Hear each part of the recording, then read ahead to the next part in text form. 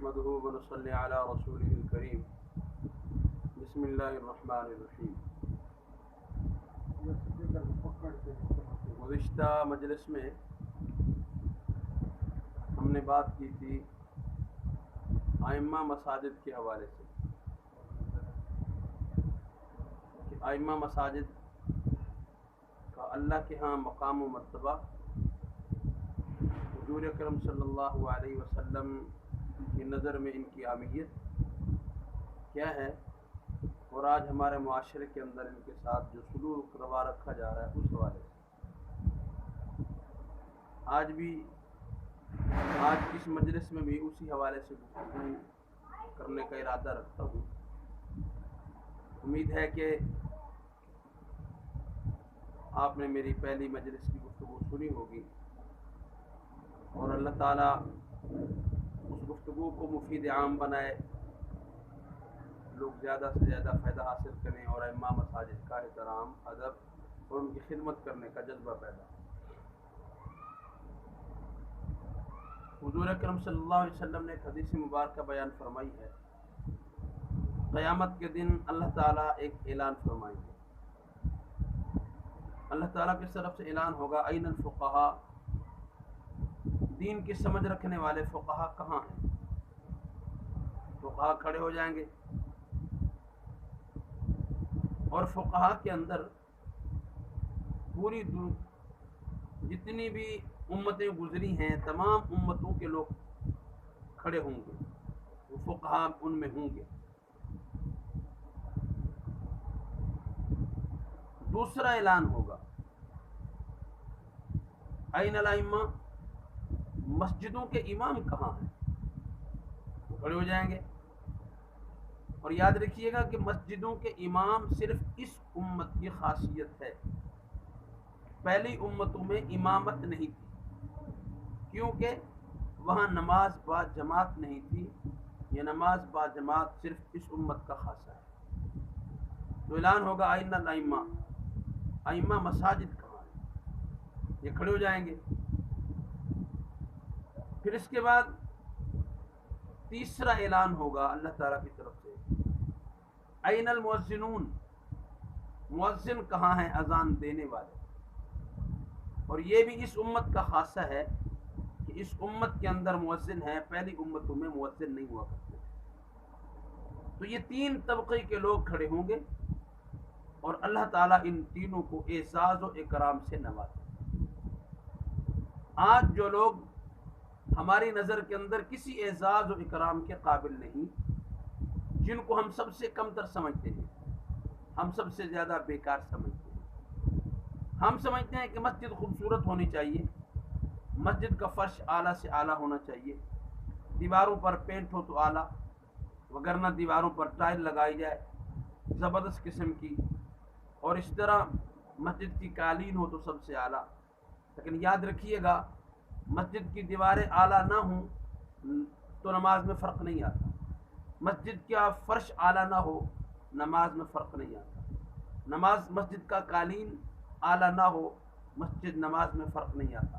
لیکن ہم نے اگر امام ایسا رکھا صرف کم تنخواہ دینے کے لیے کہ زیادہ تنخواہ نہیں دیں گے، تھوڑی تنخواہ دینی ہے، اور اس کو قرآن اچھا پڑھنا نہیں آتا، اس کو نماز کے مسائل کا علم نہیں ہے، تو پھر ہماری نماز میں ضرور فرق آئے گا۔ اگر قرآن پڑھنے امام کی تجوید اچھی نہیں ہے، اس کو ہا اور ہا کا پتہ نہیں ہے، سا اور سا کا پتہ نہیں ہے، وا اور زا کا پتہ نہیں ہے، اگر امام قرآن اچھا نہیں پڑھتا، ہم نے صرف اس کا انتخاب اس لیے کیا کہ کم تنخواہ والا ہے، تھوڑے پیسوں پر راضی ہو جاتا ہے، تو ہماری نمازوں میں ضرور فرق آئے گا۔ اور اسی طرح حضور علیہ الصلوۃ والسلام جب کسی امام کا انتخاب فرماتے تو آپ علیہ الصلوۃ والسلام اس شخص کا انتخاب فرماتے جو سب سے زیادہ قرآن پڑھا ہوا ہوتا، سب سے زیادہ قرآن جاننے والا ہوتا۔ لیکن ہم کیا کرتے ہیں، کم تنخواہ والا آدمی لائیں گے تو پھر اب اس کو مسائل کا پتہ نہیں ہے۔ اگر امام کم علم والا ہے، نماز کے اندر بھول جائے تو اس کو پتہ نہیں سجدہ صاحب کیا کرنا ہے، وہ ایک لطیفہ سمجھیں یا کچھ بھی اس کو نام دیں آپ۔ ایک آدمی حافظ صاحب تھے، کم تنخواہ والے لوگوں نے امام رکھ لیے، نماز پڑھائی تو نماز کے دوران انہوں نے سجدہ سہو کر لیا۔ اب کسی مقتدی نے جرت کر کے پوچھ لی نماز کے بعد کہ حضرت ہمیں ظاہری طور پہ تو کوئی غلطی نظر نہیں آئی جس وجہ سے آپ نے سجدہ سہو کیا ہو، تو سجدہ سہو کرنے کی وجہ تک ہمیں بھی مسئلے کا علم ہو جائے۔ کیونکہ وہ عالم نہیں تھے، حافظ تھے، اور تھے بھی ایک عام سادہ سے حافظ، تو انہوں نے کہا بس تھوڑی سی ہوا خارج ہو گئی تھی، میں نے سجدہ سہو کر لیا، چلو وزن برابر ہو جائے گا نماز۔ تو ہمیں ایسے ائمہ چاہیے جو نماز میں وزن بھی برابر کرتے رہیں، تو پھر ہماری نمازوں کا کیا بنے گا۔ اس لیے اللہ تعالیٰ قیامت کے دن ائمہ اور مسجدوں کے خادموں کو اعزاز و اکرام سے نوازیں گے۔ حضور علیہ السلام نے فرمایا جب قیامت کے دن اللہ تعالیٰ لوگوں کو لباس پہنائیں گے، سب سے پہلے لباس حضرت ابراہیم علیہ السلام کو پہنایا جائے گا، ان کے بعد حضور نے فرمایا مجھے پہنایا جائے گا، پھر باقی انبیاء علیہ السلام کو لباس پہنایا جائے گا۔ انبیاء کے بعد سب سے پہلے مسجدوں کے مؤذن اور ان لوگوں کو لباس پہنایا جائے گا۔ اللہ اتنا اعزاز و اکرام دیں گے، سبھی لوگ پیدل چل کے آئیں گے میدان محشر کے اندر۔ حضور فرماتے ہیں میں سواری پہ چل کے آؤں گا، میری سواری کی مہار مؤذن مسجد نبی کے مؤذن حضرت بلال رضی اللہ تعالیٰ عنہ کے ہاتھ کے اندر۔ آپ نے فرمایا اللہ تعالیٰ بلائے گا، فقہاء آ جائیں، ائمت مساجد آ جائیں، مؤذن آ جائیں، اللہ ان کو بلا کر اپنے عرش کے سائے کے نیچے شاہی طور پہ ممبر لگے ہوں گے، اللہ اپنی شان کے مطابق تخت بچھائے گا، ان ممبروں اور تختوں پر ان لوگوں کو بٹھایا جائے گا، ان کے کھانے کا اعزاز و اکرام ان کا انتظام کیا جائے گا، اور اس کے بعد اللہ تعالیٰ فرمائے گا تم یہاں بیٹھو اور میں باقی لوگوں کا حساب و کتاب شروع کرتا ہوں۔ اللہ اکبر۔ تو اللہ تعالیٰ اعزاز و اکرام دے گا ان لوگوں کو، تختوں پر بٹھا کر ان کے کھانے پینے کا اہتمام کیا جائے گا، ان کو کھلایا پلایا جائے گا، یہ اللہ کے عرش کے سائے کے نیچے ممبروں پر بیٹھ کر خوش خرم بیٹھے ہوں گے، کھا پی رہے ہوں گے، اور باقی انسانیت کا حساب و کتاب ہو رہا ہوگا۔ تو یہ کتنے اعزاز کی بات ہے، جن کو اللہ اعزاز دیتا ہے ہم ان کو اعزاز دیں، تاکہ اور ان کا اعزاز دراصل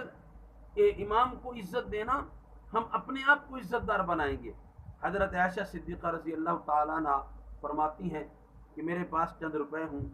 اور میں نے تو وہ چند روپے خرچ کرنے ہوں، ایک طرف بیت اللہ کی تعمیر ہو اور دوسری طرف کسی غریب مسلمان کی ضرورت ہو، عائشہ صدیقہ رضی اللہ تعالیٰ عنہ فرماتی ہیں میں بیت اللہ پر وہ پیسے خرچ نہیں کروں گی بلکہ کسی غریب پر خرچ کرنے کو ترجیح دوں گی، کہ غریب مسلمان پر خرچ کرنا بیت اللہ سے خرچ کرنے سے زیادہ افضل ہے۔ ہمارے لوگ مساجد کی دیواروں پر، مساجد کے لیٹرونوں پر، مساجد کی زیب و زینت پر، مساجد کی قالینوں پر، مساجد کی کھڑکیوں پر اور اسی طرح ایسی جگہوں پر خرچ کرنے کو تو فضیلت سمجھتے ہیں، ثواب سمجھتے ہیں، لیکن ائمہ اور مؤذنوں کی تنخواہ میں اضافے کو وہ ثواب ہی نہیں سمجھتے، اس کو اہمیت ہی نہیں دیتے۔ لہٰذا ہمیں چاہیے کہ ہم ائمہ کرام کا احترام کریں، ان کو اعزاز دیں، ان کا اکرام کریں، ان کی ضرورتوں کو پورا کریں۔ ضروری نہیں ہے کہ اگر ہم صرف ان کی تنخواہ نہیں بڑھاتے، چلو تنخواہ کمیٹی اپنے حساب سے دے گی، ہم اپنے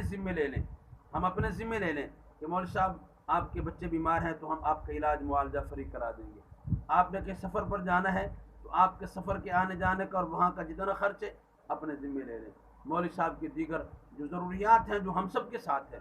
اگر وہ ضروریات ہم اپنے ذمے لے لیں تو انشاءاللہ ان کا نظام بھی درست ہوگا، وگرنہ پھر وہی ہوگا کہ وہ نماز کے اندر پڑھا تو نماز رہے ہوں گے، کھڑے تو مصلی پر ہوں گے، لیکن ان کا دھیان ہوگا بچی بیمار ہے علاج کے لیے پیسے کہاں سے لاؤں، بیوی بیمار ہے علاج کے لیے پیسے کہاں سے لاؤں، بچوں کی فلاں ضرورتیں ہیں وہ کہاں سے پوری کروں، تو نماز کے اندر ان کا دھیان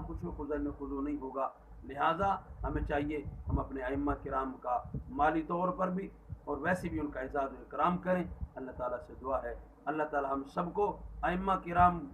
کا عزت و احترام کرنے کی توفیق عطا فرمائے۔ وما علینا الا البلاغ۔